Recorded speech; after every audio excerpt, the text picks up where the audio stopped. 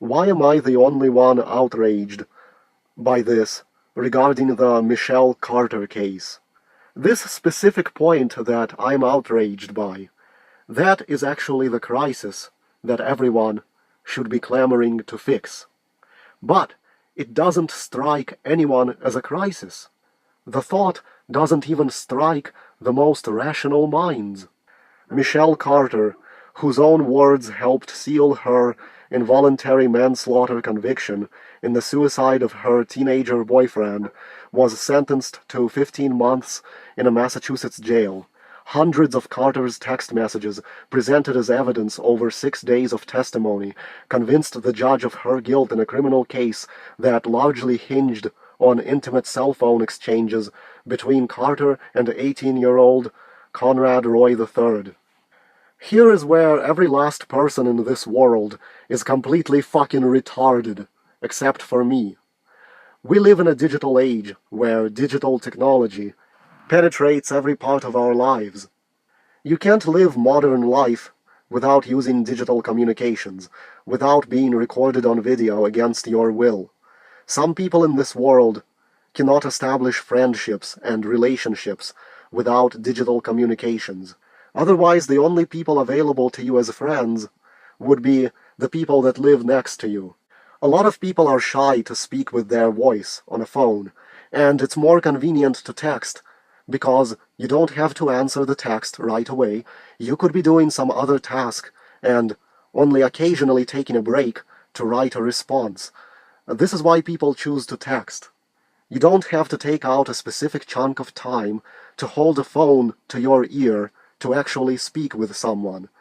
If this is going to be the case, if this is the world we are living in, what is wrong with creating a law saying the state can't use digital evidence as fucking evidence against you? What is the fucking entitlement that the government has to use video and emails and text messages against you? They wouldn't have any of this stuff to work with back in the 1980s anyway. Now they are suddenly entitled just because it exists? Look, you can have a one-on-one, face-to-face conversation with another human being that police can never know about, where police will never have evidence of what was spoken in that conversation. Sure, one of the two people can recite what was said to the police, but there is no tangible evidence that it was actually said. It can be denied by the defendant. And then there is no concrete knowledge as to who is telling the truth and who is lying. In such a case, the police would have to accept that it has no entitlement to know what was really said, and that's too bad.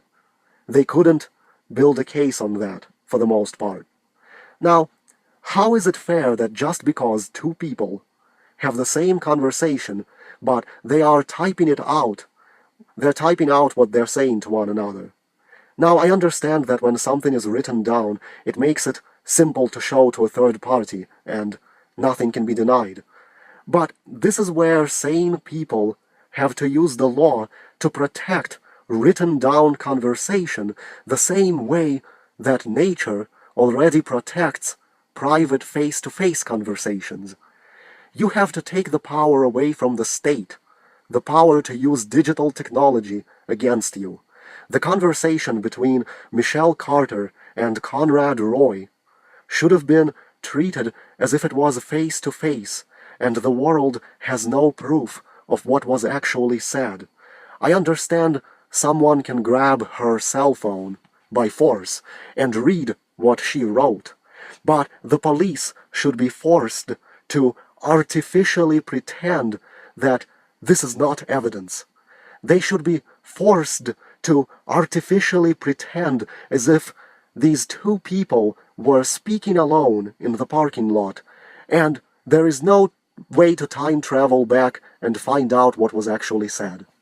This way, your written communications become artificially protected, just like your face-to-face communications. And what is the loss in this for society? In the 1950s, you didn't get to know what your neighbors were discussing in privacy. The police didn't get to know. So pretend electronic communications are the same.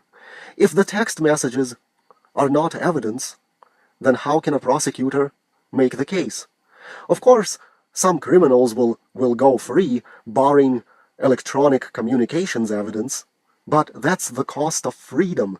It means you can confess your intimate secrets over texted communications and not fear that the other person will betray you to the law, because even if they do, the law can't do anything.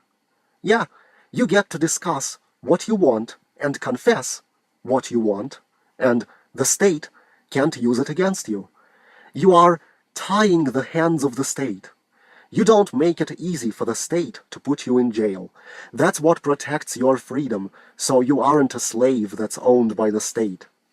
You're telling the state, sorry, this communication is between me and so-and-so. It is not intended for the police to use. It is not intended for the prosecutors to use. And the government will be shit out of luck. Don't you want a world where you can take what you have in your head, and just because you spoke it into a video or wrote it out, it can't be used against you? Then it makes no difference if the NSA is spying on everyone. No difference if the FBI is wiretapping you. People can record videos of you to their heart's content, and it won't mean anything other than entertainment. And that's too bad for the fucking government. And too bad for the victims, too. Forbidding the government from using communications as evidence does not mean you are enabling criminals or protecting crime. All it means is you are maintaining the status quo of antiquated form of privacy from intrusive technology and limiting the power of the state against everyone. This is so you can talk to people about whatever you want without worry your friends will betray you and start showing what you wrote to the cops.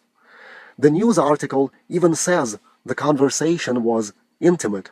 Well, if it's intimate, then it should be artificially preserved as intimate, meaning police are not allowed to do anything with it. People accept that, oh, text messages is evidence, oh, video is evidence, because it exists now, and therefore we just have to accept it. Well, they got my phone, and they read my text messages, well, therefore, that's just how it is.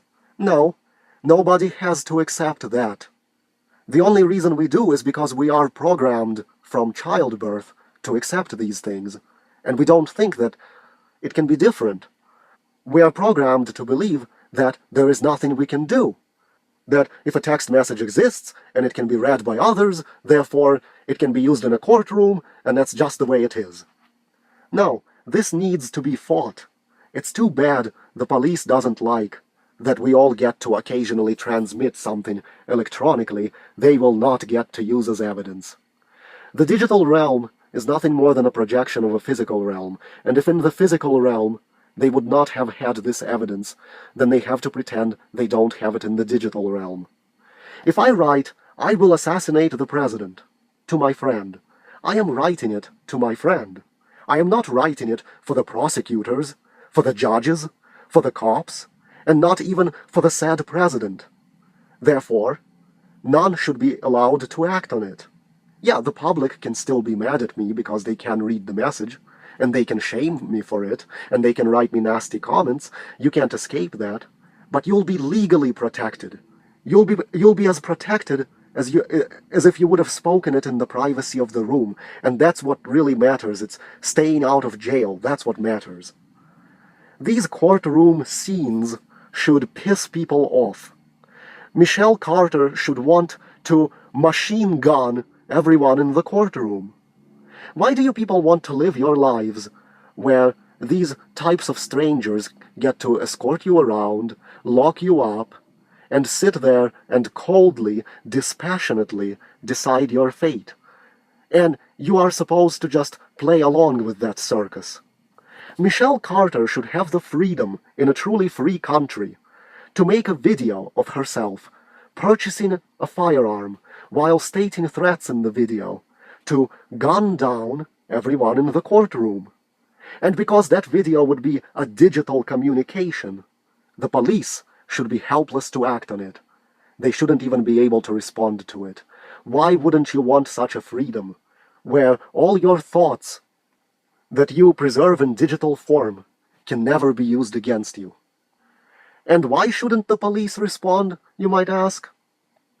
Well, because she should be able to put a disclaimer in the video, how this communication is only for certain people, and the cops are excluded from the communication, even if it's on YouTube and the whole world can watch. Because it's not intended for the cops, and it's stated so, they have to pretend there is no way for them to know.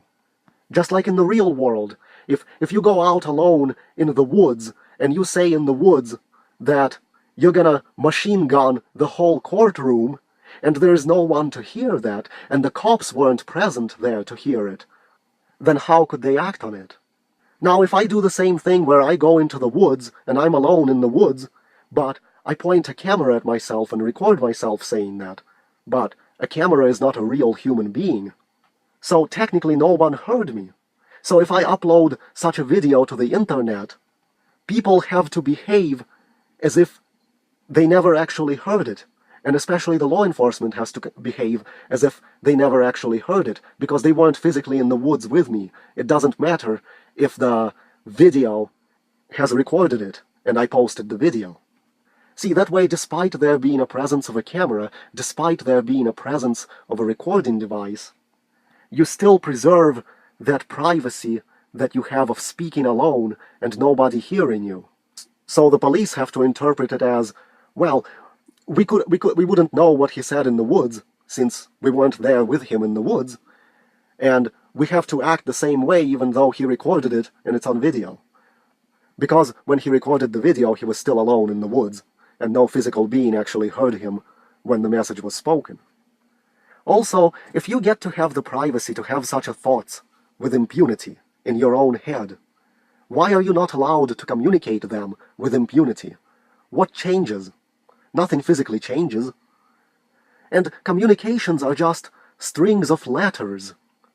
My fingers right now could effortlessly type a million different things that could get me charged with a million felonies if someone came across and saw it. I may mean those things, or I may not mean them, but guess what? I want to be able to have the freedom to type them. And you should want the same thing. Now let's look at Mr. Repzion. Mr. Repzion is really a piece of shit. Perfect display of how our modern judicial system in the United States of America is broken and continues to be broken. We look at our prisons and we see people who had maybe 1 ounce of weed on them sentenced to 15 years in prison. Manslaughter. Now, for those of you who don't know about this story, roughly 2 years ago, Michelle Carter encouraged and actually helped her boyfriend commit suicide. There are text messages that have been shown to see the horrible fucking things that she sent her boyfriend. Just truly cruel, brutalizing comments that I can't believe anybody who would be in a relationship with somebody else would even say to someone. But not only that, this is a woman who, when he was in his car, ready to kill himself, talked to Michelle, the girl, and they spoke for 2 hours, and she explained to him how he's a pussy, how he's just not gonna do it, how he's just saying it, that He thinks her going to jail is a good thing. You know why it's a good thing, he says? Because Mr. Repzion is mentally ill too, and because Mr. Repzion was suicidal, so he feels sympathy for the victim. Well, guess what? I am also mentally ill and suicidal. But for some reason I'm less concerned with someone texting me messages pushing me to commit suicide than I am with the power of the state and the power of technology to trace things that you do and say in your life that were previously untraceable. And that's why Mr. Repzion is a useless piece of shit. He could have delivered the message that I am delivering here to his hundreds of thousands of subscribers, But instead he doesn't. He chooses to feel exactly the same way as everyone else feels. His video on this matter should have carried the same message that I put into this video. And that's the only message he should have had to tell. Because if he cares about, especially if he cares about mentally ill people, if a mentally ill person threatens to kill the president in a tweet, they'll go to fucking jail for doing nothing more than writing a certain string of characters, which anyone can easily do right now, even I could do. See, I don't think Mr. Rapsion knows what mental illness really is. What about mental illness making you fixate and obsess on something to a point of committing a crime that you don't believe should be a crime? Like a death threat. What about that type of mental illness? And this is where I have to show you exactly what is happening real time. So a few months ago when the adpocalypse first started happening, right, I had a bunch of videos taken off monetization. I appealed them, and for the most part of the 40 to 50 videos that I had taken off, a lot of them got restored, only a few didn't, and it wasn't that bad. It was annoying, but it wasn't that bad. Just hoard myself out. Check out my Patreon, please. My Patreon has perks. You get videos before they're even released. My lowest pledge you can do is $1. Hell, you can even pledge 50 cents. 50 cents, $1. I've had 500 people do that. 500 people pledge 50 cents a month. That would be $250 extra a month that I could receive. If you want me to continue creating content into 2018, I have to use my Patreon. My Patreon, as of right now, is going to be my only means to make any source of income through creating content for people. Honestly, that is going to be my only option at this point, because I'm not going to bitch and moan about YouTube's demonetization if I'm hitting a threshold on Patreon. I have to go to Patreon. There's no other option at this point, because YouTube just keeps getting worse and worse. Oh yeah, let's give you $250 for free on Patreon each week, or each month, or whatever. Sure, buddy. Would you like to have a few gold ingots thrown in with that too? Nope, fucker. Quit YouTube and get a real job. Look at how hard I have it. People won't even buy my ebook to give me money. For an ebook. Not just for nothing. This fucker wants $250 a week for nothing. All these ideas I create that are meant to save humanity from tyranny by the government, and I get treated like shit for it. If I didn't exist, who the fuck would give you the brilliant idea that I proposed in this video? No one's fucking intelligent enough. People will just continue allowing the government to use electronic devices against them like sheep. Your life is bugged. Do you understand what it means to have your entire life bugged? You're being videotaped in instances that you should have privacy, that your grandparents in their time would have expected privacy in. You can't write a text message to a friend without fear that if you write the wrong thing, that if you write the illegal thing, that friend might take it to the cops. And yet, we should give hundreds of dollars of free money to people who perpetuate this idea that we should all be sheep. We should not look at electronic bugging as a crisis, but as a good thing. If I could get around to writing it, I would write that James Grider, in my novel, calls on the world to immediately flood the globe with illegal messages. If you are underage, take naked pictures of yourself and send them around, producing child pornography as a form of an illegal message. Text and tweet and email death threats to any politicians or other people and entities you don't like. Write to your friends about all sorts of crimes and school shootings you are planning to commit. You don't actually have to do any of it, but just flood the world with these text messages as a protest so that the police go bug shit crazy. Do it as a protest that you will not accept being held legally responsible for what you communicate electronically, especially if that message is not intended to be read by the cops. Because it's your electronic device, it's your life, and you get to select the audience for your message. And even if the cops can still see your message, even if everyone in the world can see it, too bad. They are excluded, therefore they can't act upon it under color of authority.